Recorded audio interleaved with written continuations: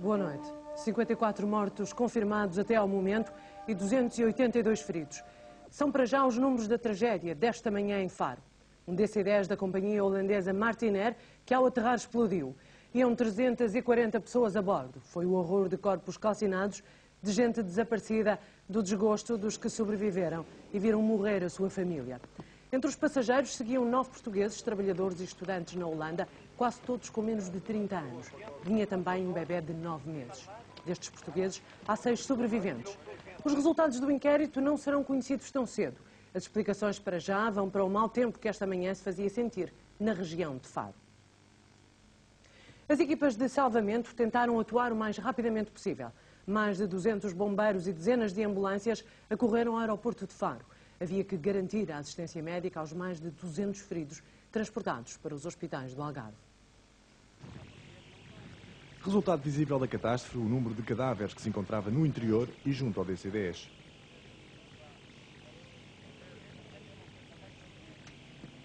Confirmados estão já 54 mortos, a maioria carbonizados e quase todos de nacionalidade holandesa. A bordo seguiam também 6 cidadãos portugueses, tendo um deles perecido no acidente.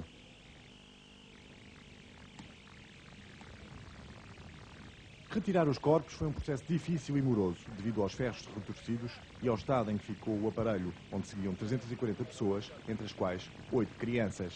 É verdade que ainda há pouco foi descoberto um bebê vivo? Fomos nós que tirámos. Sinto-me muito feliz por ter retirado aquele bebê. Um bebê picarretinho, aqui dentro dos troços. Atender rapidamente os muitos feridos foi a principal preocupação do momento, pois alguns deles estavam mesmo em estado muito grave. Para o Hospital de Faro foram transportados 282 acidentados, quase todos na primeira hora após o acidente. Depois de um primeiro rastreio, foram evacuados para Lisboa 13 sinistrados com queimaduras graves e vários traumatismos. Todos os meios que deveriam atuar de acordo com o programa de emergência que está previamente estabelecido, atuaram na altura exata e com grande eficácia. Aliás, a prova é que não houve um único óbito após a recolha dos acidentados no aeroporto. Tanto no transporte como nos hospitais, até este momento, não se verificou um único óbito, que é, de facto, algo de invulgar. Neste momento, mantêm-se aqui internados em Faro 152 pessoas, tendo as restantes, visivelmente combalidas, sido distribuídas por 2 hotéis da região. A maioria dos feridos, alguns deles com queimaduras muito graves e em risco de vida, foram imediatamente transportados para os hospitais algarvios. Os casos que inspiravam mais cuidados tiveram que ser assistidos em Lisboa. Os hospitais de Santa Maria, de São José e Francisco Xavier estavam de prevenção.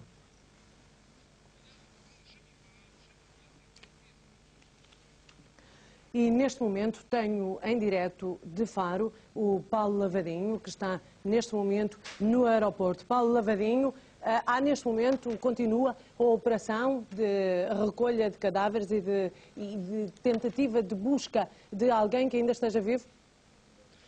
Boa noite. A informação que podemos desde já adiantar daqui em direto do aeroporto de Faro é que o tráfego aéreo já foi reaberto. Depois das últimas inspeções à pista, a pista foi considerada operacional a partir das 19 horas. Neste momento já se encontram várias pessoas a fazer o check-in para que possam embarcar nos voos que se vão seguir, com origem aqui no aeroporto de Faro. Entretanto, às 19h51 exatamente, aterrava o primeiro aparelho aqui no aeroporto de Faro depois do acidente desta manhã.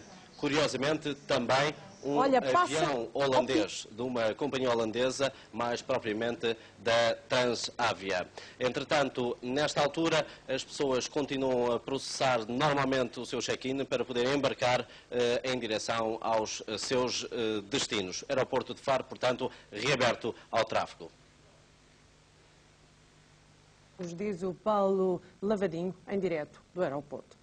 A maioria dos feridos, alguns deles com queimaduras muito graves e em risco de vida, foram imediatamente transportados para os hospitais algarvios. Os casos que inspiravam mais cuidados tiveram que ser assistidos em Lisboa. Os hospitais de Santa Maria, de São José e Francisco Xavier estavam de prevenção. De Faro chegou aos hospitais de Lisboa. Cerca de 3 dezenas de feridos tiveram de ser transportados até unidades médicas da capital portuguesa.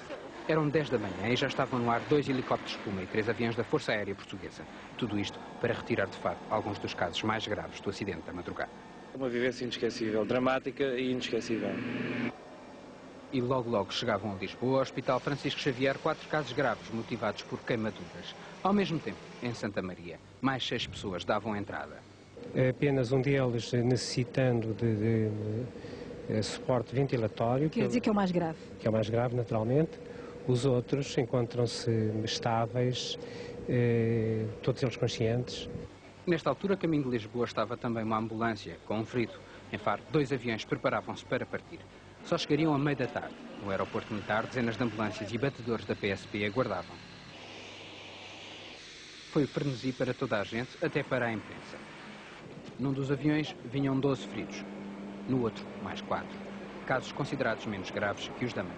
O estado geral destes doentes pode uma gravidade moderada, portanto não são doentes já muito graves, estes foram os primeiros que vieram. São doentes com queimaduras múltiplas, nomeadamente da face e das mãos, e um deles com dois com traumatismo craniano e um deles com uma suspeita de traumatismo da coluna, que a gravidade, no momento, desconhecemos. O destino das ambulâncias eram os hospitais de Santa Maria, São José e São Francisco Xavier.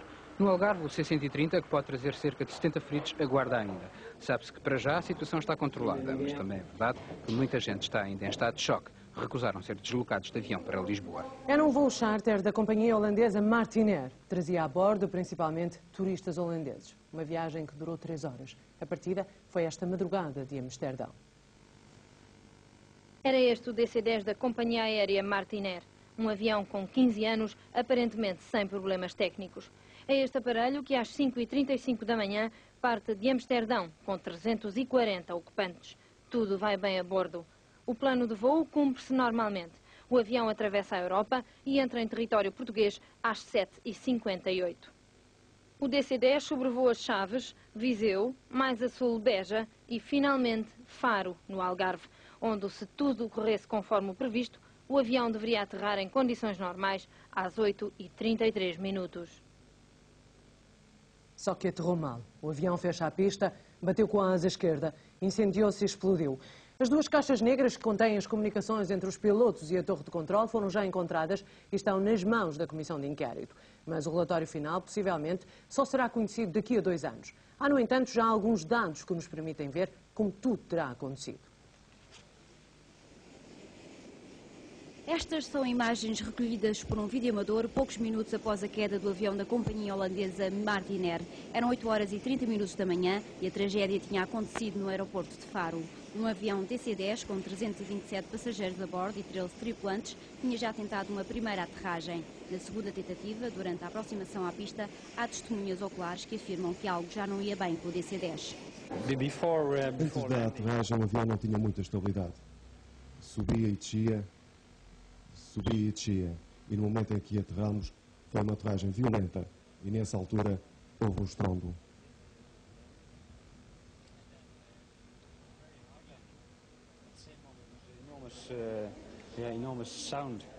O avião vinha aterrado a fazer um barulho escondido, de repente ouvi uma explosão. A explosão que eu ouvi, eu tive também a oportunidade de ver o avião arrastar pela pista fora, com as chamas atrás dele.